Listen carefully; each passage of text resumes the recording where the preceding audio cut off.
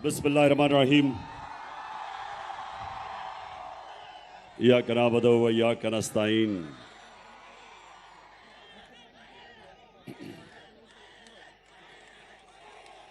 शुक्रिया। मैं सरगोदा यूनिवर्सिटी का शुक्रिया अदा करता हूं कि आज उन्होंने मुझे दावत दिया। तो मैं आप सबसे अब रिक्वेस्ट करूंगा कि खामोशी से आपने मेरी बात सुनी है, पसंद आई तो बाद में फिर नारे मारना। शुक्रिया शुक्रिया। अच्छा, अभी बस आया, सब पता चल गया, सुन ले आप मेरी बात। अच्छा देखें, मुझे पता चला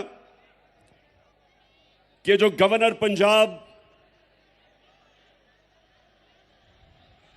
सुन ले, आराम से सुनने, आज आपने मेरी बात, पता नहीं कब मौका मिलेगा फिर से आपसे बात करने का। मैं सबसे पहले गवर्नर पंजाब, जो चांसलर है सरगोदा यूनिवर्सिटी का, गवर्नर साहब जरा मैं आपसे मुखातिब हूं, आप सबके सामने, सरगोदा यूनिवर्सिटी के स्टूडेंट्स के सामने मैं आपसे मुखातिब हूं। मैं सबसे पहला सवाल गवर्नर साहब कि ये आपको किसने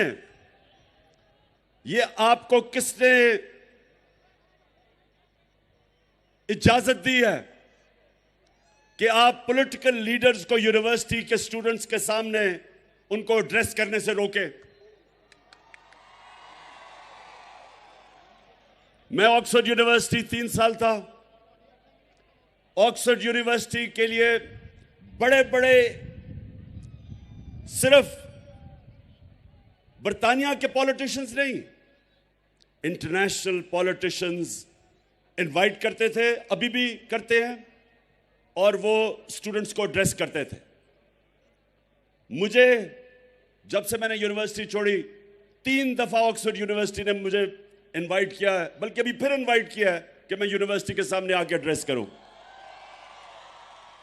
तो मैं ये इस गवर्नर से पूछता हूं कि ये यूनिवर्सिटीज नर्सरीज होती हैं फ्यूचर लीडर्स के लिए।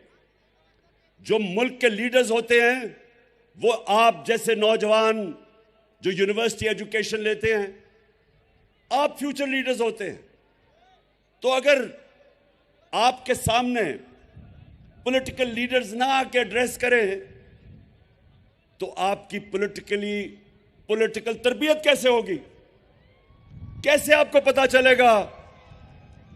आप अपना नजरिया कैसे बनाएंगे? कैसे आपको पता चलेगा कि लीडरशिप क्या होती है? क्योंकि आपने इंशाअल्लाह इस मुल्क के फ्यूचर लीडरशिप मेरे सामने बैठी हुई है। सो गवर्नर, खुदा के वास्ते इन चोरों की बातें ना सुनो जो ऊपर बैठे हुए हैं। इमरान खान को यह कौम 50 साल से जानती है, और मैं अपने फ्यूचर लीडर्स के सामने अगर आके बात करूंगा तो मुल्क की बेहतरी की बात करूंगा, इनकी बेहतरी की, इनकी तरबियत की बात करूंगा। और आपकी एक तो ये, जब भी ये सारा जो चोरों का टोला ऊपर आके बैठ गया है, जब ये मेरा नाम सुनते हैं तो इनकी कांपें टांगनी शुरू हो जाती है। और ये गवर्नर की भी कांपें टांगी कि उसने वाइस चांसलर को कहा कि जनाब इमरान खान को ना बुलाओ। सबको बुलाना चाहिए। मैं चाहता हूं कि कांपें टांगने वाला बिलावल भी आपके सामने खड़ा हो। ये और बात है कि वो आधी उर्दू आधी अंग्रेजी, और वो कह कुछ रहा होगा, मतलब कुछ और समझ आ जाएगी आपको। वो कई दफा उसको यही नहीं पता चलता कि वो करता है या करती है। और दूसरी तरफ अगर शहबाज शरीफ आया तो मैं आपको यकीन दिलाता हूं कि वो आपसे पैसे मांगने शुरू कर देगा।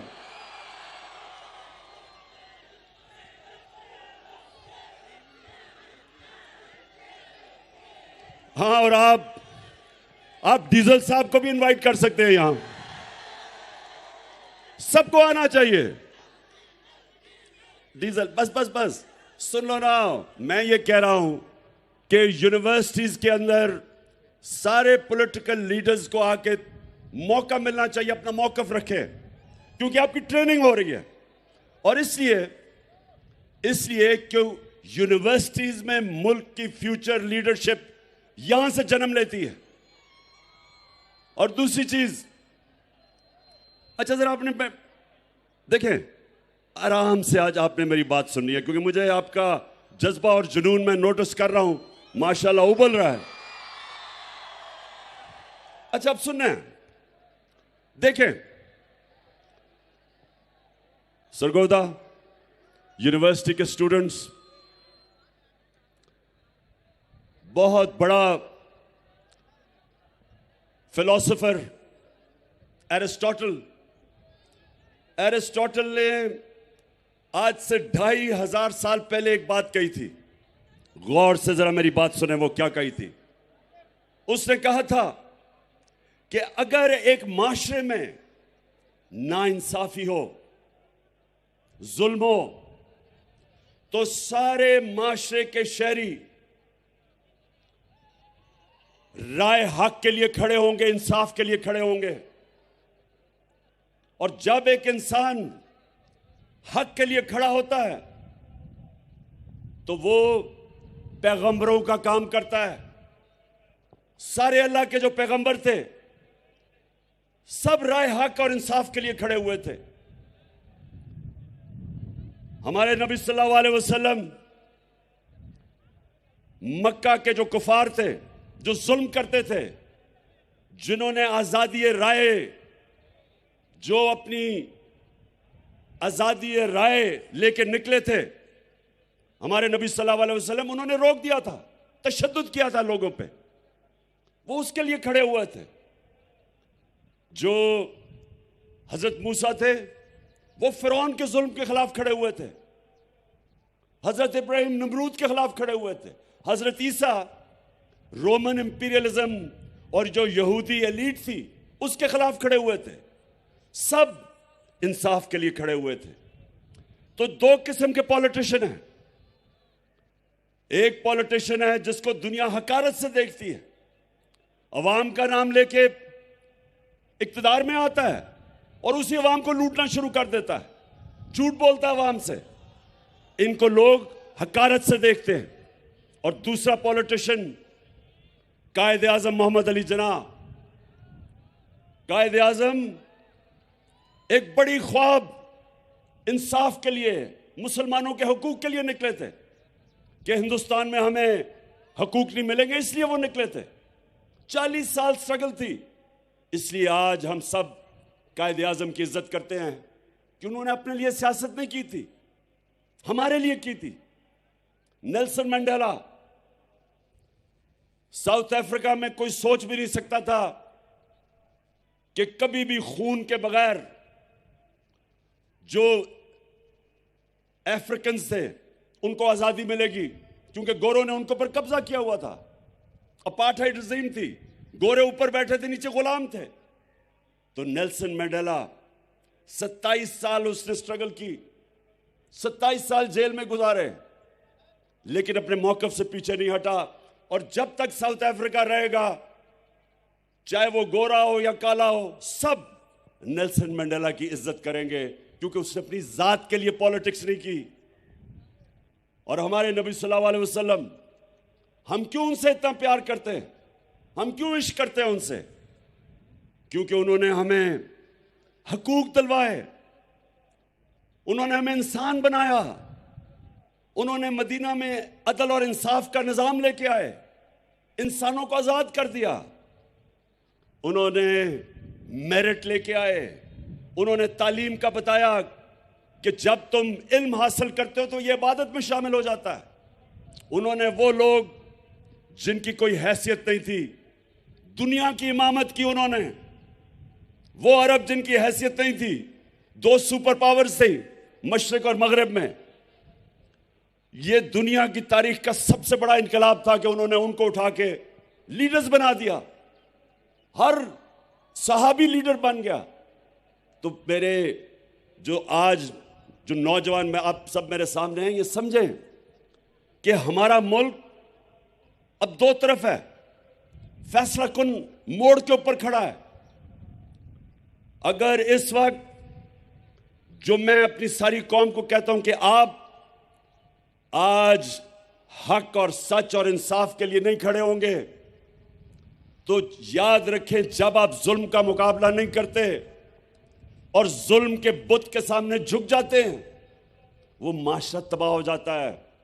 हजरत अली का कौल है कि कुफर का निजाम चल जाएगा, लेकिन जुल्म और ना इंसाफी का निजाम नहीं चल सकता।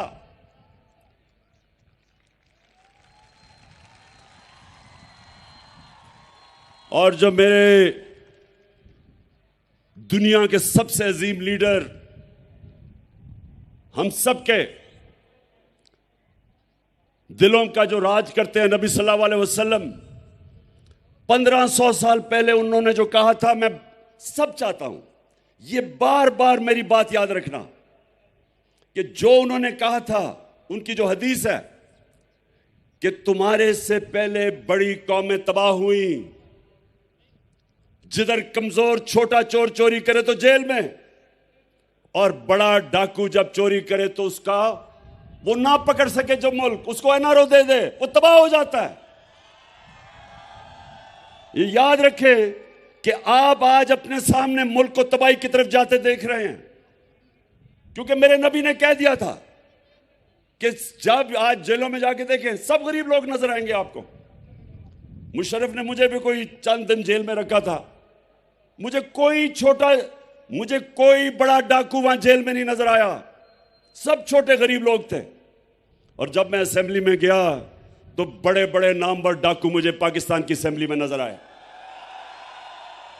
तो ये देखें,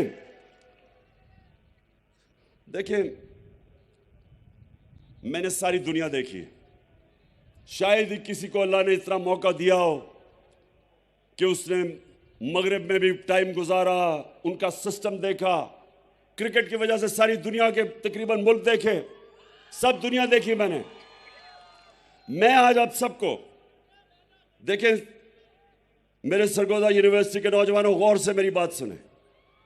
सारी दुनिया में जो मुल्क खुशहाल हैं, जितने भी मुल्क खुशहाल हैं, सारे मुल्क जो खुशहाल हैं, वहां इंसाफ का निजाम है, वहां रूल ऑफ लॉ है, वहां कानून की हुक्मरानी है। और जितने मुल्क गरीब हैं, वसाइल के बावजूद, नाइजीरिया तेल के जखीरे पे बैठा, सबसे ज्यादा तेल अफ्रीका के अंदर नाइजीरिया में है। साउथ अफ्रीका में वेनेजुएला, सबसे ज्यादा साउथ अमेरिका में जो तेल है वो वेनेजुएला में है। वेनेजुएला से बेचारे लोग नौकरियां ढूंढने के लिए मर मर के दूसरे मुल्कों में जाते हैं, गुर्बत है। नाइजीरिया,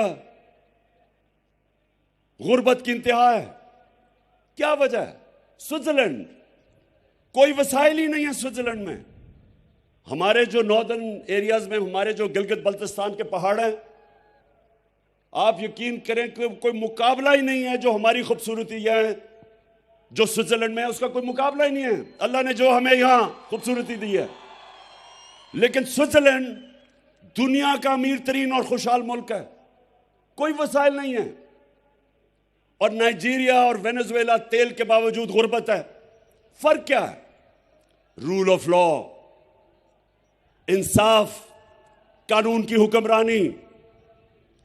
स्विट्जरलैंड के अंदर जो रूल ऑफ लॉ इंडेक्स है, मतलब कि जिस मुल्क में इंसाफ का निजाम बेहतरीन है, स्विट्जरलैंड में 99.9% है रूल ऑफ लॉ इंडेक्स, यानी कोई कानून के ऊपर नहीं है।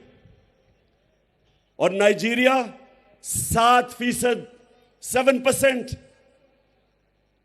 तो इसलिए जब मेरे नबी सल्लल्लाहु अलैहि वसल्लम ने कहा था कि तुम्हारे से पहले बड़ी कौमें तबाह हुई, जिधर कानून नहीं, जिधर इंसाफ नहीं, जिधर कानून की हुक्मरानी नहीं, जिधर ताकत वाला या एनआरओ ले ले और कमजोर बेचारा जेलों में जाए, तब उन्होंने कहा था कि वो तबाह हो जाएगा।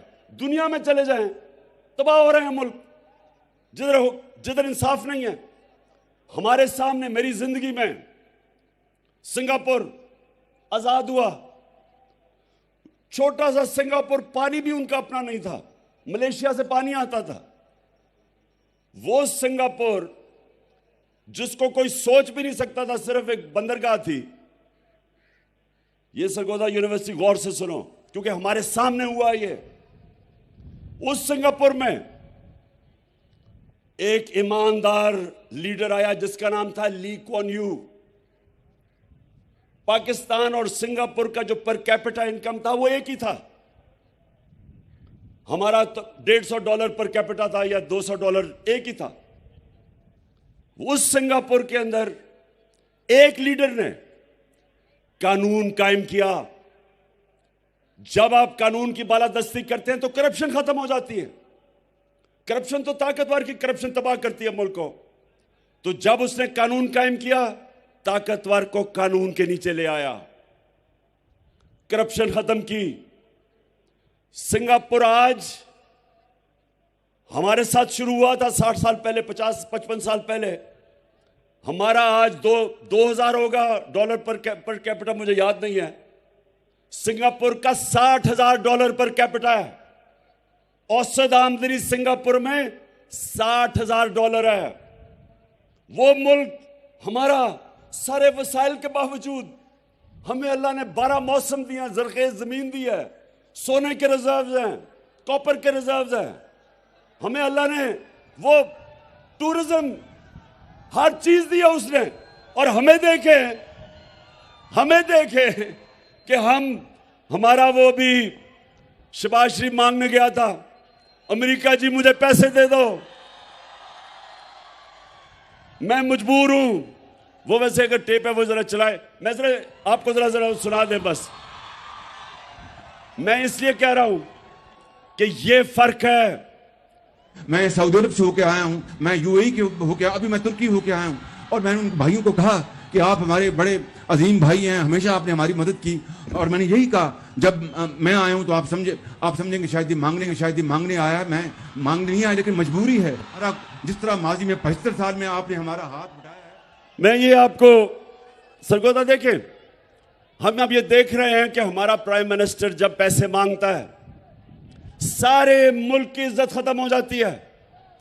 बाहर जब आप जाते हैं हरा पासपोर्ट लेके, दुनिया में जब जाते हैं तो आपको अलग लाइनों में खड़ा कर देते हैं, क्योंकि जो मुल्क दूसरे मुल्कों के सामने हाथ फैलाता है, जिस तरह जो आदमी दूसरे आदमी के सामने हाथ फैलाता है, इज्जत नहीं होती, कौमी गैरत खत्म हो जाती है।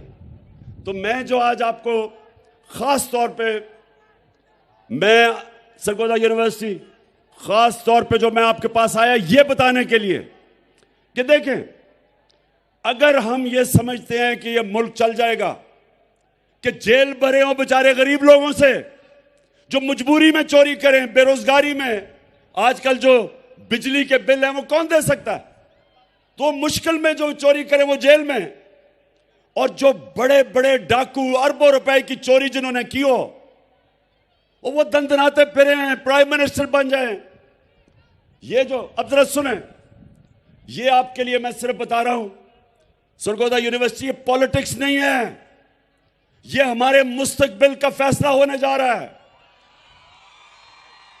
अगर एक मुल्क का प्राइम मिनिस्टर उसको बनाते हैं जो 16 अरब रुपए की, वो और उसका बेटा, उनको चोरी में अंडर ट्रायल होते हैं, इनको सजा होने वाली थी, 16 अरब रुपए की FIA का केस कि इन्होंने चपरासी, मकसूद चपरासी और इनके नाम पे 16 अरब रुपया लिया, 1600 करोड़ रुपया, उसको प्राइम मिनिस्टर बना दें। वो इसहाक डार जो रिटर्न, सुने जरा, इसने रिटर्न एफिडेविट दिया हुआ है सन 2000 में मैजिस्ट्रेट के सामने कि मैं शरीफ खानदान के पैसे चोरी करके लंदन भेजता था, मैं मनी लॉन्ड्रिंग करता था। कन्फेशनल स्टेटमेंट है इसकी।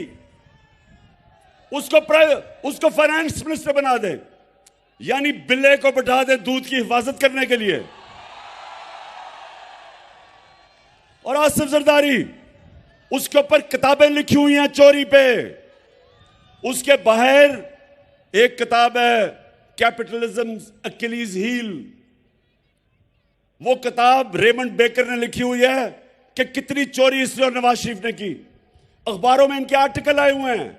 बाहर की दुनिया में इसको 10% कहते थे।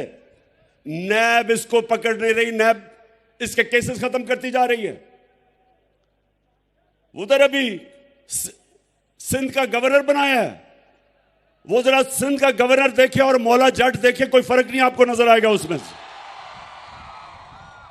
यानी वो लोग जिनको जेलों में डालना था, वो 60% ये जो कैबिनेट बनाई है, 60% कैबिनेट जमानत पे है, बेल पे है। चोरी के केसेस हैं इनके ऊपर। और जो जिसको बनाया हुआ है इंटीरियर मिनिस्टर राणा सनाउल्लाह, इसका अपना नून लीग का वजीर आबिद शेर अली का बाप कहता है इसने 18 कत्ल किए हैं। तो उस मुल्क जिसके ऊपर इन तरह के चोरों को बैठा दो, तो ये सियासत नहीं है, अब ये जहाद है, इन चोरों के खिलाफ जहाद है। और ये नौजवानों ये याद रखें कि एरिस्टोटल ने तो कहा था 2500 साल पहले, लेकिन अल्लाह ने कुरान में हमें हुक्म दिया है, अल्लाह ने हमें हुक्म दिया है अमर बिल मारूफ व नही अनिल मुनकर, कि अच्छाई के साथ खड़े हो और बुराई के खिलाफ खड़े हो। हुक्म है अल्लाह का कि जब आप देखते हैं कि माशरे में बुराई है, तो आप सबके ऊपर फर्ज है कि आप बुराई के खिलाफ खड़े हो और अच्छाई के साथ खड़े हो। अल्लाह ने आपको इजाजत नहीं दी न्यूट्रल होने की। या जब आप देखते हैं, ये सुन लें मेरी बात, कौम में माशी तबाही कभी पहले नहीं आती। पहले एक कौम इखलाकी तौर पे मरती है, फिर माशी तौर पे मरती है। मौलाना रूमी से किसी ने पूछा कि मौलाना साहब एक कौम कैसे मरती है? मौलाना रूमी ने कहा कि वो कौम जब अच्छे और बुरे के बीच में तमीज करनी खत्म करती है, मर जाती है। इखलाकी तौर पे जब कौम मरती है, तब कौम खत्म होती है। जर्मनी और जापान दूसरी जंग अजीम में तबाह हो गए थे। एक बिल्डिंग नहीं खड़ी थी उधर। जापान के ऊपर 2 एटम बम गिरे थे, 10-10 साल में खड़े हो गए। 10-10 साल में दोनों कौमें खड़ी हो गई, क्योंकि आप बिल्डिंग्स को तो बम मार के गिरा सकते हैं, लेकिन इखलाकियात को बम मार के नहीं मार सकते। इसलिए अल्लाह का हुक्म है अमर बिल मारूफ, और दूसरा उसने जिहाद हमारे पे फर्ज किया है। अल्लाह ने कहा है कि नाइंसाफी के सामने खड़े हो, जुल्म का मुकाबला करो, ये उसका हुक्म है। तो जो मैं आज सारी अपनी कौम को तैयार कर रहा हूं, इंशाअल्लाह चंद दिनों में मैं अपनी मार्च अनाउंस करने लगा हूं। और ये सियासत नहीं है, ये मेरे मुल्क के लिए हकीकी आजादी की जहाद है। मैं कभी, सुन लो, ये मेरा जो ईमान है, मैं समझता हूं कि इन चोरों की गुलामी से बेहतर यह है कि मैं मर जाऊं। मैं जीना नहीं चाहता। इंसान को मर जाना चाहिए बजाय इन चोरों की गुलामी करे, क्योंकि वो मौत है जो चोर जब ऊपर बैठ जाए कौम मर जाती है। और कौम आज देख लें कि सारी जगह पैसे मांगते फिर रहे हैं। 6 महीने पहले जब ये आए हैं चोर, तो तब क्यों नहीं ये हालात थे?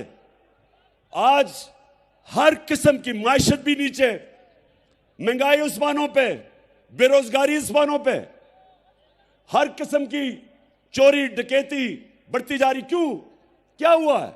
क्या कौन सी क़यामत आई 6 महीने में कि मुल्क के ये हालात हो गए? किसी मुल्क पे भी आप चोर ऊपर मुसल्लत कर दे, मुल्क तबाह हो जाएगा।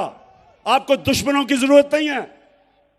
और हम आज सारी कौम एक तरफ खड़ी हो गई है और ये जो चोर है ये एक तरफ खड़े हो गए हैं। कौम इधर है, चोर इधर है। जब इलेक्शन होती है हम हार जाते हैं, अपने अंपायर खड़े करके भी हार जाते हैं। और मेरा ये चैलेंज है, मेरा सरगोदा यूनिवर्सिटी आखिरी 2 बातें करने लगा हूं आपसे। देखें, अब आखिरी 2 बातें। एक आप सब ने मेरे से वादा करना है। अभी नहीं, बात तो करूं। आपने सब ने हाथ उठा के एक मेरे से वादा करना है कि आप सब हमेशा जुल्म और नाइंसाफी के सामने जिहाद करेंगे, झुकेंगे नहीं। और दूसरा, सरगोदा यूनिवर्सिटी, दूसरी बात, मैं आप सबको पता होना चाहिए कि आप अल्लाह की सबसे अजीम मखलूक हैं, अशरफुल मखलूकात। अल्लाह ने हम सब के अंदर सलाहियत दी है। अल्लाह ने हमें सब में सलाहियत दी है कि हम जो चाहें हम बन सकते हैं। हम सब में सलाहियत है। ये याद रखना कि इंसान हर काम कर सकता है, सिर्फ एक शर्त है कि जब वो किसी ख्वाब के पीछे जा रहा हो, जब वो अपनी ख्वाब के पीछे जा रहा हो, एक शर्त है कि जब बुरा वक्त, आपने हार नहीं माननी, क्योंकि इंसान हारता तब है जब वो हार मान जाता है। सब जो मैंने क्रिकेट में एक सबक सीखा था, सबसे बड़ा सबक मैंने यह सीखा था कि आखिरी गेंद तक मुकाबला करता है वो चैंपियन होता है। तो आपके सामने वो आदमी खड़ा है जिसको कभी हार हरा नहीं सकती। मैं ये पीडीएम के चोरों को मैं आज मैसेज देना चाहता हूं, क्योंकि मैं इनको पॉलिटिशियन नहीं कहता, मैं इनको चोर कहता हूं। क्योंकि अल्लाह का हुक्म है कि अमर बिल मारूफ, सच को सच कहो, हक को हक कहो, अच्छाई को अच्छाई कहो, बुराई को बुराई कहो। ये वो लोग हैं जो लूटते हैं मुल्क को 30 सालों से। मैं इनको पॉलिटिशियन नहीं कहता, मैं इनको चोर कहता हूं। तो इंशाअल्लाह आपका सरगोदा यूनिवर्सिटी, आपका कैप्टन अब इनका मुकाबला करेगा और आप सब ने मेरे साथ टीम बना पाकिस्तान जिंदाबाद।